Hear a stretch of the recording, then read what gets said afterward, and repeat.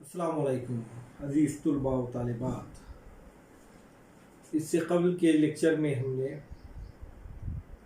ہمارے نصاب میں شامل دو مرثیے کربلائی مرثیے، ایک میر انیس کا لکھا ہوا اور دوسرا مرزا دبیر کا لکھا ہوا ہم نے پڑھا ہے۔ میر انیس کا لکھا ہوا جو مرثیہ ہے وہ مرثیہ حضرت امام حسین رضی اللہ تعالیٰ کے مدینۃ المنورہ سے جو سفر کی تیاری کی گئی تھی کربلا یعنی کوفہ شہر جانے کے لیے، اس سفر کی تیاری پر مبنی اظہار غم اور جو جدائی کے لمحات تھے اور اس لمحات کے کرب و ضرب کو، تکلیف کو مدینۃ المنورہ کے رہنے والوں نے محسوس کیا، اس نقشے کو میر انیس نے بہت ہی خوبصورت انداز میں پیش کیا ہے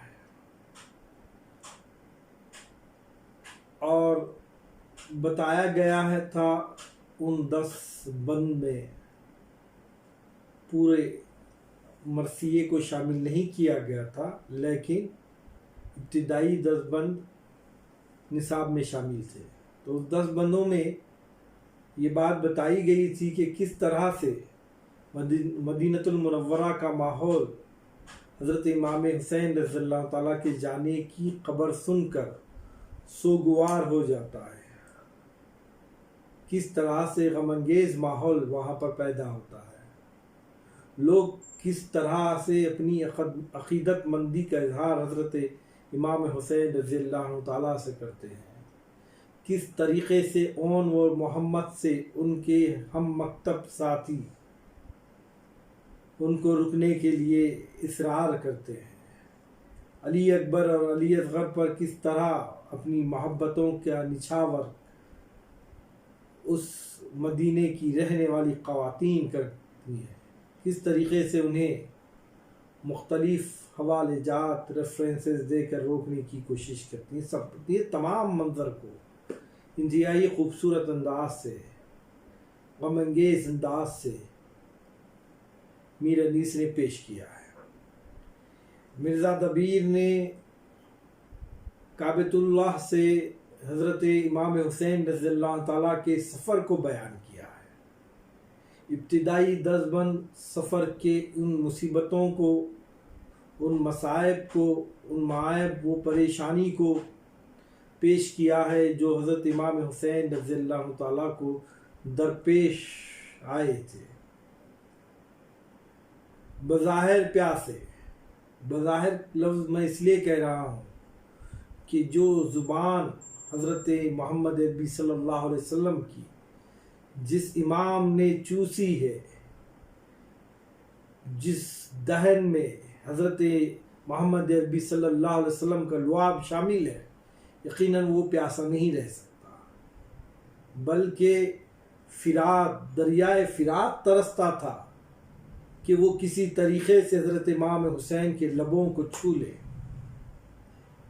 بہرکیف وہ جو سفر تھا بھوک و پیاس پر مبنی، اور سفر کی وہ تمام پریشانیاں جو بالخصوص عالم عرب میں ہوتی ہیں، وہ تمام پریشانیوں کا خوبصورت انداز میں ایک مرقع، ایک تصویر مرزا دبیر نے پیش کی تھی۔ ہم نے یہ 2 مرثیے پڑھے، ان مرثیوں میں حضرت امام حسین رضی اللہ تعالیٰ کی شخصیت و مرتبہ، جاہ و جلال، وہ آپ کا منصب، دونوں شعراء نے بڑے ہی خوبصورت انداز سے پیش کیا ہے۔ اب ہم جو تیسرا مرثیہ ہمارے نصاب میں شامل ہے، جس کا نام ہے مرثیہ غالب، اس کا مطالعہ کرنے جائیں گے۔ مرثیہ غالب یہ شخصی مرثیہ ہے، اور اس سے قبل کے مرثیے کربلا پر منحصر تھے، کربلائی مرثیہ کہلاتا ہے۔ اردو میں یوں تو مرثیے کی تعریف اس طرح ہے کہ ایسی نظم جس میں کربلا کے واقعات نظم کیے جائیں، یا ایسی نظم جس میں کربلا کے واقعات اس کے موضوع ہو، اس کو مرثیہ کہتے ہیں۔ لیکن مرثیے کے دو اقسام ہیں، ایک کربلائی مرثیہ اور ایک شخصی مرثیہ۔ شخصی مرثیہ شاعر اپنے کسی عزیز محترم شخصیت کے انتقال پر پیش کرتا ہے، اظہار غم کرتا ہے، ان کی خدمات پر خراج عقیدت پیش کرتا ہے، اس کو شخصی مرثیہ کہتے ہیں۔ غالب اور حالی، مولانا الطاف حسین حالی اور غالب دونوں میں استاد اور شاگرد کا رشتہ ہے۔ حالی اپنی غزلیات پر غالب سے جو ہے اصلاحات لیا کرتے تھے، اپنا کلام انہیں دکھایا کرتے تھے۔ غالب عموماً بہت سارے شعراء کو جو ابتدائی طور پر ان سے اصلاح لیا کرتے تو انہیں وہ شاعری کرنے سے منع کر دیتے تھے، لیکن جب الطاف حسین حالی اپنا کلام پیش کرتے تو غالب نے انہیں اسٹرانگ اپیل کی تھی کہ آپ جو ہے شاعری کیا کیجیے۔ تو اصل میں استاد و شاگرد کا رشتہ تھا، اور حالی بے انتہائی جو ہے ادب و احترام کیا کرتے تھے اپنے استاد محترم کا، غالب کا، جن کے انتقال پر آپ نے جو ہے مرثی غالب لکھا، اور وہی مرثی غالب ہمارے نصاب میں شامل ہے۔ الطاف حسین حالی اردو زبان و ادب کے ایک بہت بڑی شخصیت کا نام ہے۔ بحیثیت شاعر، بحیثیت نقاد، آپ کا نام اردو ادب میں ہمیشہ زندہ رہے گا۔ اردو زبان کو تنقید سے متعارف کرانے والی شخصیتوں میں ایک اہم شخصیت حالی کی رہی ہے، اور اس کے علاوہ وہ ایک بہترین نظم نگار تھے، جنہوں نے قوم و ملت کے درد کو اپنی نظموں میں سمو کر قوم کے سامنے، عوام کے سامنے پیش کیا تھا۔ حالی حافظ قرآن ہے، انہیں اپنی قوم سے بے انتہائی ہمدردی ہے۔ یہ وہ دور تھا جب امت مسلمہ ایک انتہائی کرب اور انتہائی بے چینی اور انتہائی پریشانی کے حالات سے گزر رہی تھی۔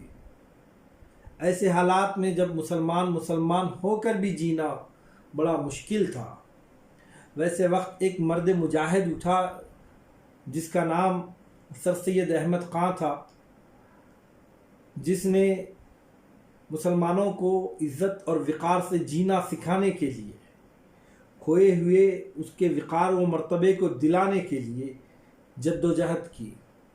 آپ کے اس جد و جہد میں آپ کے ہم خیال، آپ کے عزیز و رفقا شامل تھے، انہی میں جو ہے الطاف حسین حالی کا بھی شمار ہوتا ہے۔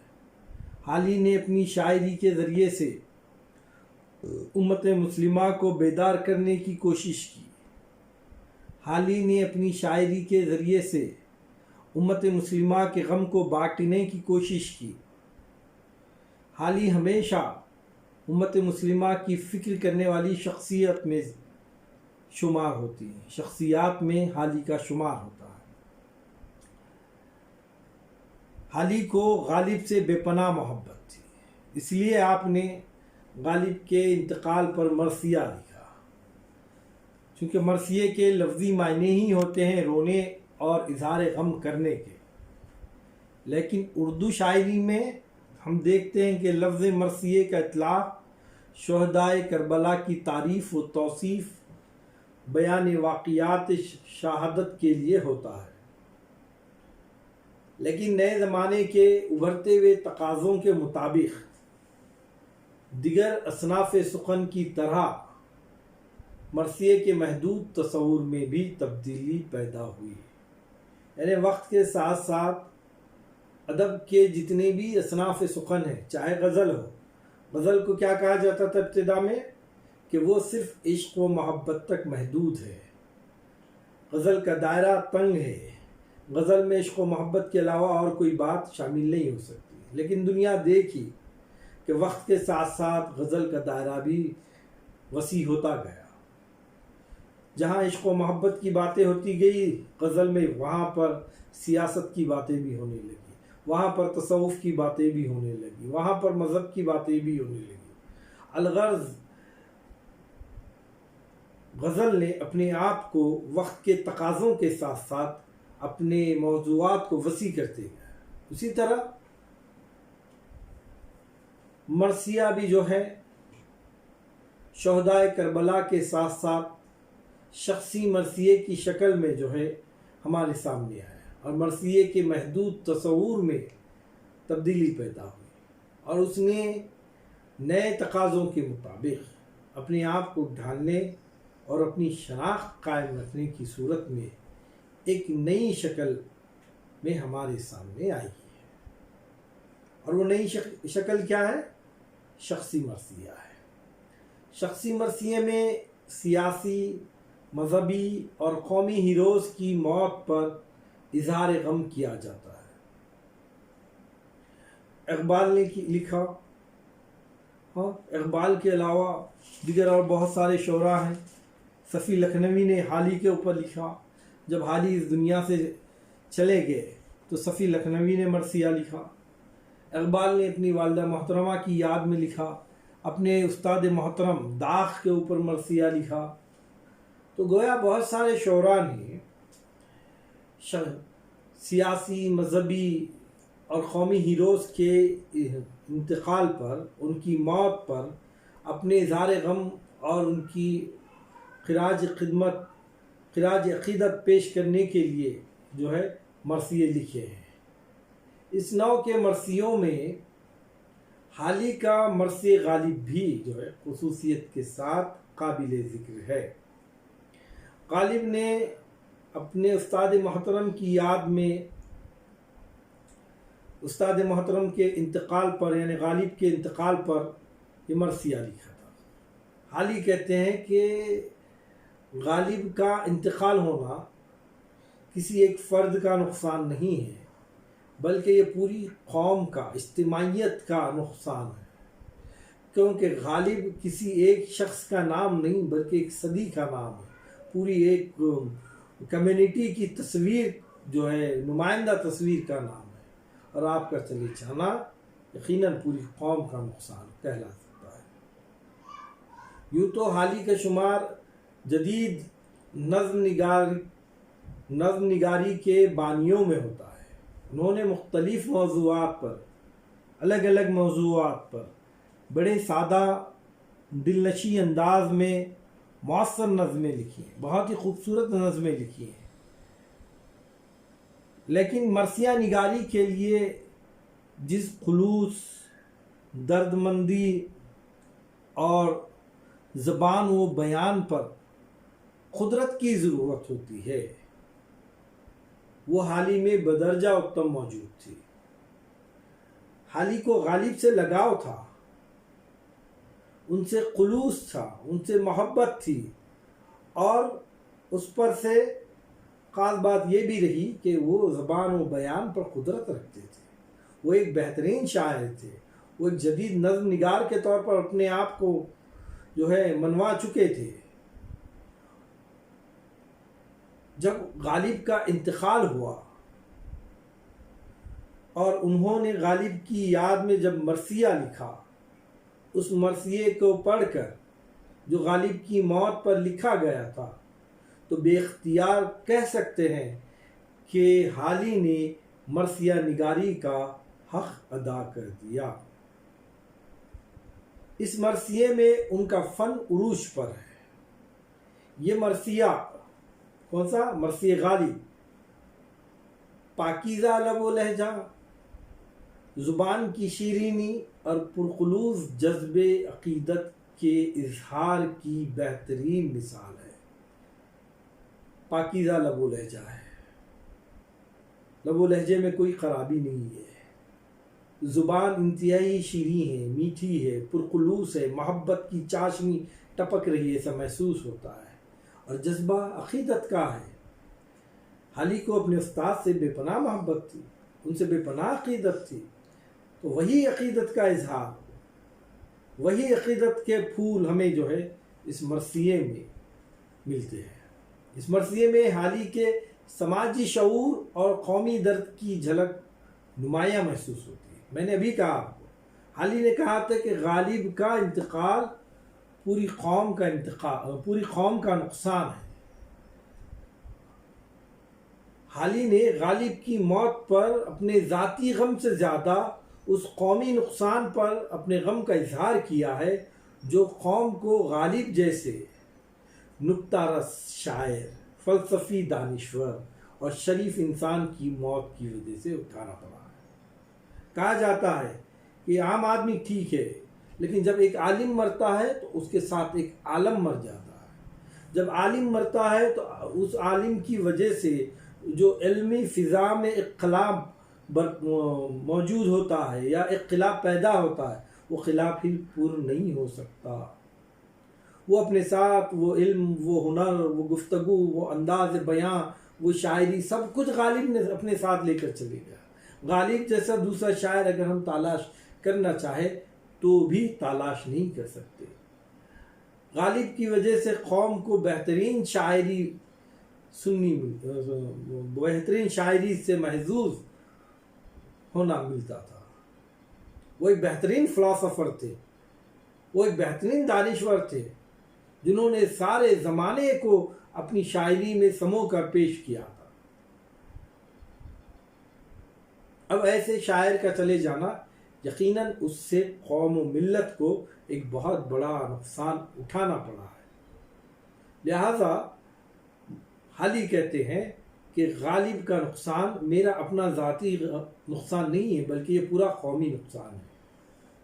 جب ہم یہ مرثیہ پڑھتے ہیں تو اس میں انہوں نے غالب کی شخصیت کو یوں ابھارا ہے کہ محسوس ہوتا ہے کہ ہندوستان کا ادبی، سماجی، تہذیبی پس منظر روشن ہو گیا ہے۔ عقیدت کے پھول نچھاور کیے ہیں۔ صف کرتاس پر غالب کی محبت کو جو ہے انہوں نے موتیوں میں سمو کر پیش کیا ہے مرثیہ غالب، اور وہی مرثیہ انشاءاللہ تعالی عزیز ہم دیکھیں گے۔ مرثیہ غالب کو انشاءاللہ تعالی عزیز ہم دوسرے ویڈیو میں پڑھیں گے، اس کے ساتھ ساتھ اس کے معنی، اس کے تشریحات کو سمجھیں گے۔ حالی کا ایک دلی اٹیچمنٹ، ایموشنل اٹیچمنٹ، جذباتی جو لگاؤ تھا غالب کے ساتھ، وہ کیا تھا، جب ہم یہ مرثیہ پڑھیں گے تو ہماری سمجھ میں بآسانی آ جائے گا۔ انشاءاللہ دوسرے ویڈیو میں ہم مرثیہ غالب کو پڑھیں گے۔ آج کے لیے اتنا کافی ہے، بہت بہت شکریہ۔